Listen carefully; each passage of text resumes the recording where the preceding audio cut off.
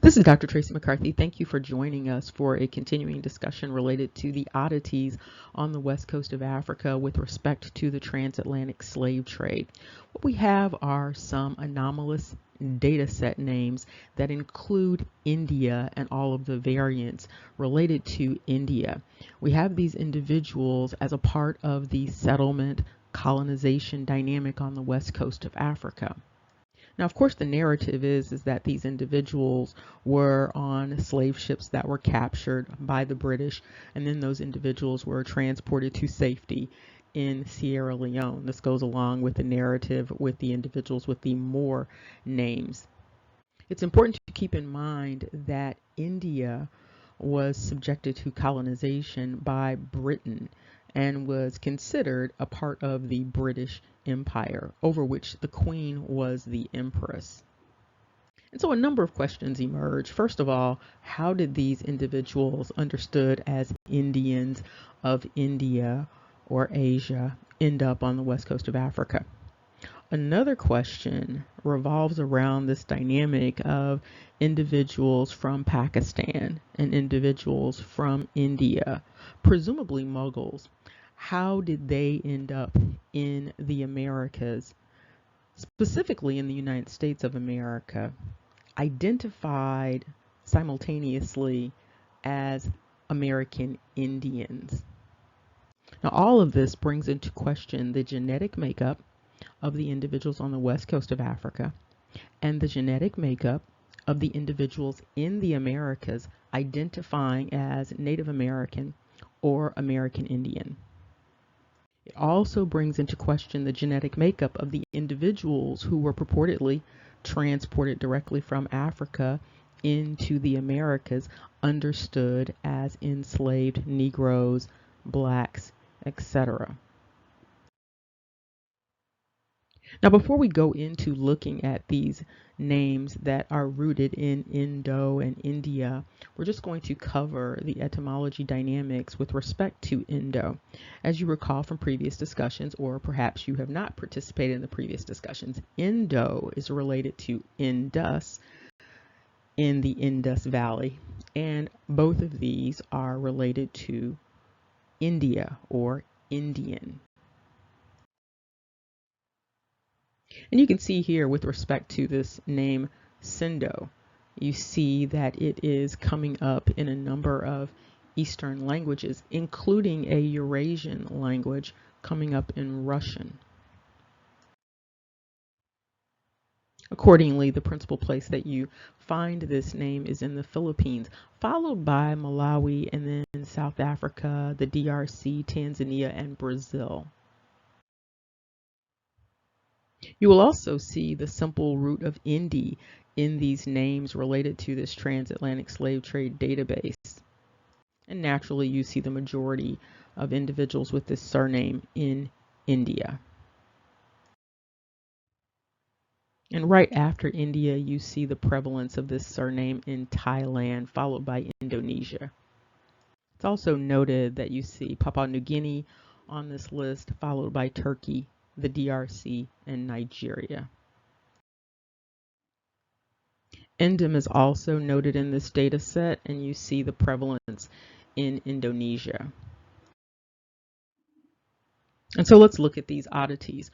What you see on this list in terms of this data set is Endem, India, India, Indiama, India yet again. You see these individuals in the 1800s being transported into Freetown. Now, some of them were identified as embarking in the Bight of Biafra, the Guinea Islands, and also the Cameroon River. And here you see some additional names in this data set, including simply India. You see Sindhi, you see Chindi, you see Pindi, you see Indi, Indem. You see quite a variety here in terms of that root Indi. You can also see that the embarkation was in Cameroon, Bonny, Gabon, Lagos, Luanda. You even see one where an individual was picked up in Freetown. You see individuals disembarking, interestingly, not only in Freetown, but also in Havana. You also see the origin of some of these individuals with the Sindi, Chindi name origin coming out of the Congo. Now, this Indo-Indu root appears to be related to a time period of 1834 through 1835 primarily. You also see the indications of ships named Iberia in there. You see quite a variety in terms of these names, including Indu, Sindobar, Indok, Indoka. You see quite a bit in terms of this variation. You see the embarkation primarily in Bonny and, of course, people disembarking in Freetown. These are additional Indo names and Hindo names, and you see again these embarkations in Bonny, Cameroon River, disembarking in Freetown. You see a couple of name origins, interestingly, that are Igbo, and so you see that up at the top with Hindo. Here are some additional names in the data set, and you see specifically Hindu. You also see Jindu, you see Gindu, you see additional Indu, multiple Indus in this one.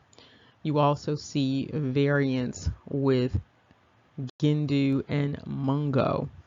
You see these individuals embarking Cameroon again and then disembarking in Freetown. You also see individuals embarking in Sierra Leone and then disembarking in Freetown. These again are very odd dynamics. You also see that ship Iberia yet again. Now these are the variants of Indu, and you see embarkation with respect to Indu, Bonny, Cameroon, Bimbia. You also see Freetown embarkation and disembarking in Havana. Now while you see this Hindu forename on the west coast of Africa related to Sierra Leone, you see that this forename distribution of Hindu is primarily, of course, in India. As we wrap this up, these data sets bring into question how these individuals understood as Indian or Asian ended up in this portion of the transatlantic slave trade, how they ended up on the west coast of Africa, and how individuals with this same identity ended up in the Americas, taking on the identity of American Indian or taking on the identity of Native American or Indigenous. Now, when you look at this critically, you can see how they legitimately have the name American Indian because Indian is the noun and American is the adjective. And so it becomes kind of confusing as you are trying to figure out the identity of the people understood as American Indian. Are these individuals actually indigenous, or are these individuals transplants from India? And of course, the Mughal dynamic brings another dimension to this entire situation. Remember, knowledge is power. Take care. See you soon.